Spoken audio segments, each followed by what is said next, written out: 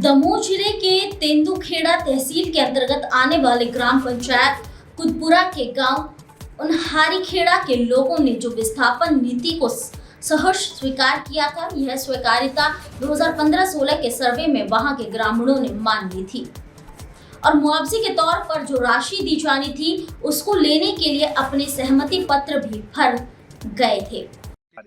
उन्हारी Kheda ground zero पर आपके सामने है। ये मार्ग जो जा रहा है उन्हारी खेड़ा गांव के लिए जा रहा है। इसमें इस गांव को विस्थापित किया गया है। लोगों का कहना है कि 450-500 लोग जो हैं उनमें से 175 लोगों को अपात्र घोषित किया गया है।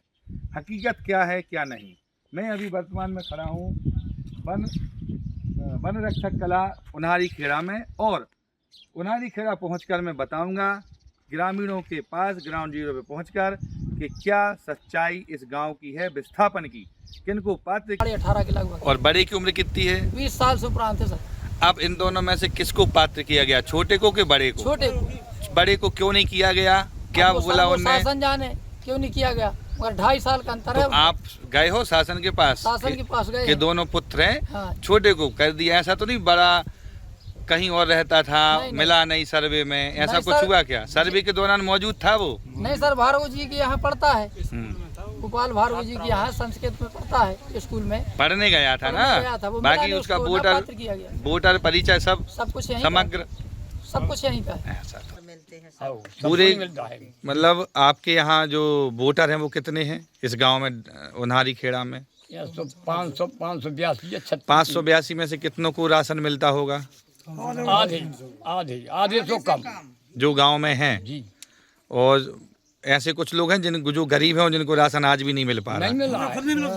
ऐसे आओ ना 2024 में 2024 में कुआर के महीना ठीक, तो उनके पैसे आ गए? नहीं, खत्म हो गया। उसके पहले उसके पैसा आ चुका है, हाथ में पैसा आ रहा है, निकाल नहीं पा रहे हैं। नहीं निकाल पा रहे हैं। अब तो पासबुक भी नहीं। इलाज कराने कहाँ गए हुए थे? अब वो तो उज्जैन कहाँ गए हम, जबलपुर भी, जबलपुर, पाटन, झापन जी सब जी। तो इलाज कराने गए थे तो उसमें क्या समस्या आ रही है? वो खत्म हो गए थे हमारे पति, तो बस जैसे लगे रहा, इतने में GI तो नहीं मिल पाए, नहीं कर पाए, ना पात्र कर दिया। पात्र कर दिया, पात्र नहीं किया। नहीं करना है, उसमें क्या समस्या आ रही है? जब पूरे पात्र हो जाए, जब हम हैं, हमारे लड़का बच्चा देवर जेठ सब ऐसे ही है ना पात्र। आप पात्रों की नहीं हो? आप तो हम तो पात्र हैं, हमारे लड़का वारे नहीं है पात्र, इसलिए नहीं छोड़ पा रहे क्या?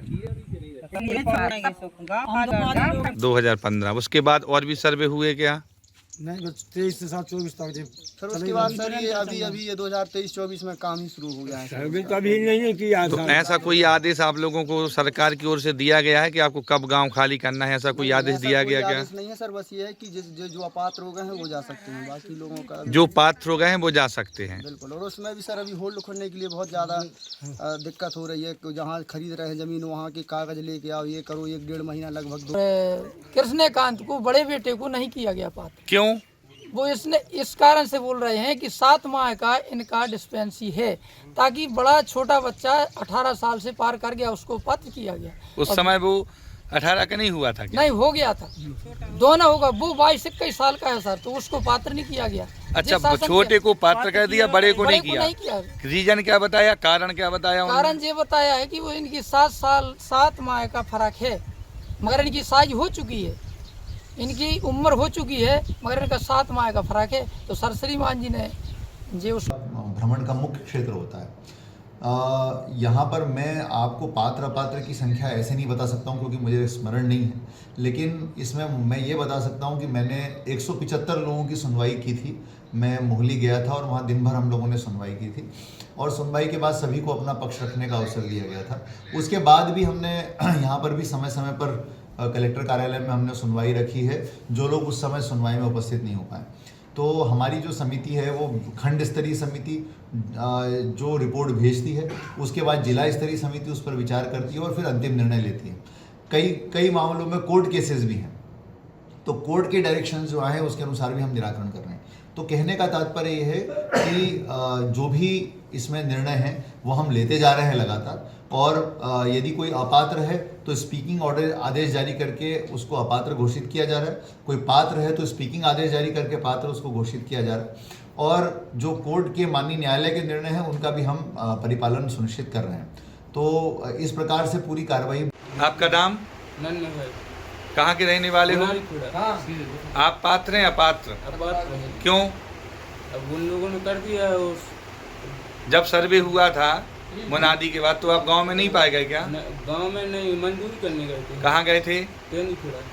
तेंदुखेड़ा। और अप डाउन करते हो कि वहीं रहते हो तेंदुखेड़ा? उनारी खेड़ा में। राशन पानी कहाँ से लेते हो? कुतपुरा से, गाँव से लेते हैं। कुतपुरा में। गाँव में कब से रह रहे हो आप उनारी खेड़ा में? 2 महीने हो गए। प्रशासन के सामने आपने बात रखी? हाँ रखी। तो क्या कहना है? उनका कहना है कि कर देंगे हम तुमको बात कर। कितने दिन पहले बोला था? उन्होंने बोला था मुहली आए थे ना, जब भी बोला था कि तुमको बात कर देंगे 1 महीने बाद। तब से आज तक कुछ नहीं हुआ हमारा। अब क्या चाहते हैं आप? यही मांग रखते हैं कि अब हमारा कोई। आपके घर में कौन कौन लोग हैं? हमारे घर में 3 भाई हैं, 1 लड़का बस हुआ हमारा पास। 3 भाई में से कितने लोगों को पात्र किया गया? लड़का को बस किया और 3। अक्टूबर में लिस्ट निकाली पात्रता, तो 279 लोगों को पात्र कर दिया और 175 लोगों को अपात्र कर दिया। इसके बाद चलती रही प्रक्रिया। 17 नवंबर 2024 को मोहाली में एक मीटिंग हुई, कलेक्टर महोदय, डीएफओ महोदय और अन्य कर्मचारी लोग, सभी लोग, और गांव के 175 लोग भी मौजूद थे वहाँ पे। तो कलेक्टर महोदय ने वहाँ परिवार लोगों को बुलाया। तो वार्तालाप तो ठीक नहीं थी, लेकिन पूछा गया क्यों भाई तुम कैसे गया है। लेकिन इसके पहले दावा आपत्तियाँ उन्हें पेश करवा ली थी, इसके पहले उन्हें दावा आपत्तियाँ पेश करवा ली। फिर 17 नवंबर को उन्हें हम लोगों की मीटिंग रखी। रखने के बाद उन्होंने कहा कि ठीक है आप कहाँ पढ़ते हो? बोला फलानी जगह पढ़ते। बोला नहीं आप उनारी खेड़ा में क्यों नहीं पढ़ते हो? तो ऐसे करके उनकी भाषा शैली रही। और इसके बाद उन्होंने जब सभी ग्रामवासियों की 175 लोगों की जांच हो गई, जांच के बाद उन्होंने कहा